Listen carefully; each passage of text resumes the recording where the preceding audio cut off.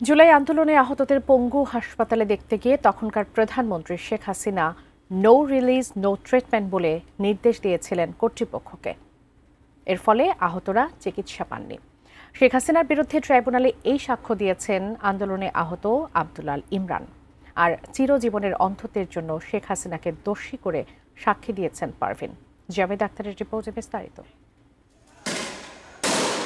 জুলাই আগস্টের গণ অভ্যুত্থানে সংঘটিত মানবতাবিরোধী অপরাধের মামলায় ক্ষমতাচ্যুত প্রধানমন্ত্রী শেখ হাসিনা, সাবেক স্বরাষ্ট্রমন্ত্রী আসাদুজ্জামান খান কামাল ও আইজিপি চৌধুরী আবদুল্লাহ আল মামুনের বিচার শুরু হয় গত 10 জুলাই।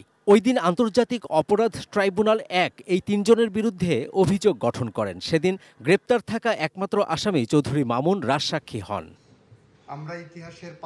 রোববার এই মামলায় প্রথম দিনের সাক্ষ্য গ্রহণ শুরু হয়। সোমবার দ্বিতীয় দিনে জুলাই আন্দোলনে আহত দুজন সাক্ষ্য দেন। ভিকটিমরা তাদের কিভাবে আহত হয়েছে, কারা এর জন্য দায়ী, কিভাবে ঘটনা ঘটেছে তার পূর্ণ বর্ণনা ট্রাইব্যুনালে দিয়েছেন। আসামি পক্ষ থেকে তাদেরকে জেরা করা হয়েছে।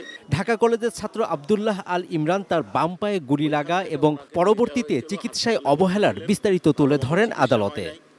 ওনার সামনে বলা হয়েছে যে নো রিলিজ নো ট্রিটমেন্ট। উনি মনে করেছিলেন যে হয়তো চিকিৎসা হবে, কিন্তু পরবর্তী যে অবস্থাগুলো দেখেছেন উনি, তাতে ওনার কাছে মনে হয়েছে যে নো রিলিজ নো ট্রিটমেন্ট অর্থ হচ্ছে যে রিলিজও দেওয়া হবে না, ট্রিটমেন্টও দেওয়া হবে না।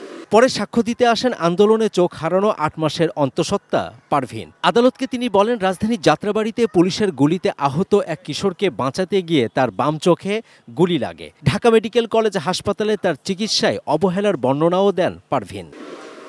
পারভিন কিভাবে একজন মুমূর্ষ রোগীকে, মুমূর্ষ আহত ব্যক্তিকে বাঁচানোর অবস্থায় উনি তাকে উদ্ধার করতে গেছিলেন, তাকে কিভাবে হত্যা করা হয়েছে, তার চোখে কিভাবে গুলি করা হয়েছে তার বর্ণনা দিয়েছে। উনি এই ঘটনার জন্য যারা দায়ী তাদের নাম বলেছেন, একজনের নাম বলেছেন এবং তার বিচার চেয়েছেন।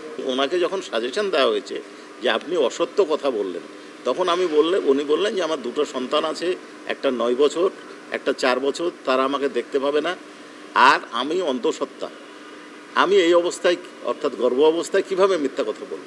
ট্রাইব্যুনাল 1 পরবর্তী সাক্ষ্য গ্রহণ আগামী 6 আগস্ট। এই মামলায় রাজসাক্ষী চৌধুরী আবদুল্লাহ আল মামুনকে সোমবারও ট্রাইব্যুনালে হাজির করা হয়।